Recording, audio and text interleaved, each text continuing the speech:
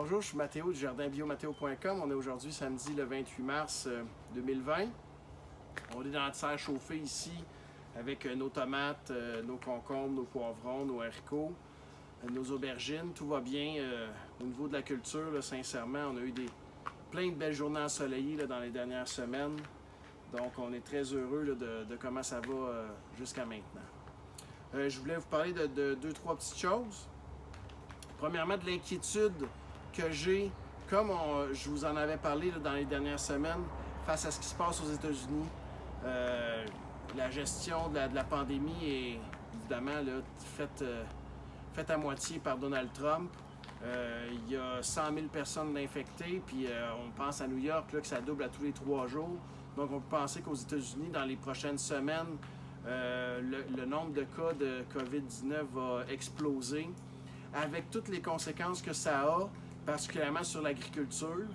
La crainte, évidemment, que le gouvernement a, c'est que les frontières se ferment complètement, ce qui va occasionner, sans l'ombre d'un doute, une insécurité alimentaire.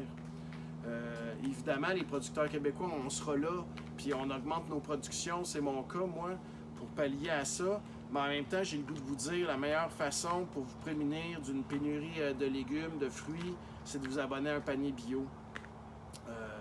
Je pense qu'en même temps, c'est un acte citoyen de consommation locale qui est vraiment important dans les circonstances. Vous allez faire travailler là, plusieurs personnes cet été sur la ferme à cause de vos abonnements, ce qui fait que je vous invite à procéder à un abonnement à un de mes paniers bio. Évidemment, c'est un coût financier là, sur le moment, mais j'ai le goût de vous dire que j'ai l'impression que si les États-Unis, on a de la difficulté à s'approvisionner, les prix vont augmenter beaucoup. Là, ça va mettre une grosse pression sur les prix. Sans compter, comme je vous l'avais déjà dit aussi, est-ce qu'on va être capable d'importer du Mexique? Est-ce qu'on va être capable d'importer d'Amérique du Sud? C'est tous des points d'interrogation qu'on a, puis pour l'instant, on n'a aucune réponse. Ce qu'on sait, c'est que la pandémie ne peut que s'accroître dans les prochaines semaines. Puis les prochaines semaines, bien, ça nous amène nécessairement au printemps avancé puis au début de l'été. Donc, une bonne façon de vous assurer d'un approvisionnement en légumes frais, sains, biologiques, c'est de vous abonner à un panier bio, que ce soit avec ma ferme ou avec un autre membre du réseau des fermiers de famille. Ça va être très important. Évidemment, les petits producteurs, on est un petit peu protégés de tout ça. D'abord parce qu'on n'est pas dépendant de la main-d'œuvre qui vient de l'étranger. Puis parce que le fait qu'on cultive sur des petites surfaces, bien, ça nous permet de devancer la production. Moi, c'est mon cas. D'ici 2-3 semaines, on va commencer à semer à l'extérieur. Évidemment, quand tu as de la grosse machinerie, tu ne peux pas rentrer dans le champ tant que c'est humide. Moi, c'est pas mon cas. On n'a pas de machinerie, on fait tout à la main. Donc voilà. Sincèrement, c'est un coup de main que vous nous donnez quand vous vous abonnez à un panier, mais en même temps, c'est un coup de main qu'on se donne comme collectivité québécoise en favorisant l'emploi local, évidemment. Donc voilà. En lien avec ça, j'ai le goût de vous dire, toujours en lien avec le message de M. Legault, si vous avez du temps à donner, si vous voulez faire un peu de bénévolat, bien, vous êtes les bienvenus à la ferme. On a toujours des petites tâches à faire, là, des choses toujours simples. 1 heure, 2 heures. Nous autres, on est contents de ça. Donc, on apprécie votre soutien. C'est vraiment gentil.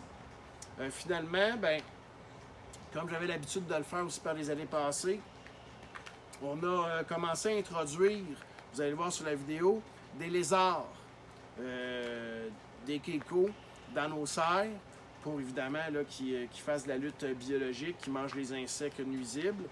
Donc, c'est intéressant. L'an dernier, j'avais rentré des crapauds.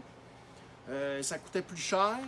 Puis c'était peut-être, en tout cas, c'est moins efficace à la chaleur, ça a besoin d'ombre, d'humidité, tandis que les lézards sont mieux adaptés au climat de la serre. Fait que j'ai réussi à trouver ça dans une animalerie à Montréal. On a rentré 5 lézards pour l'instant.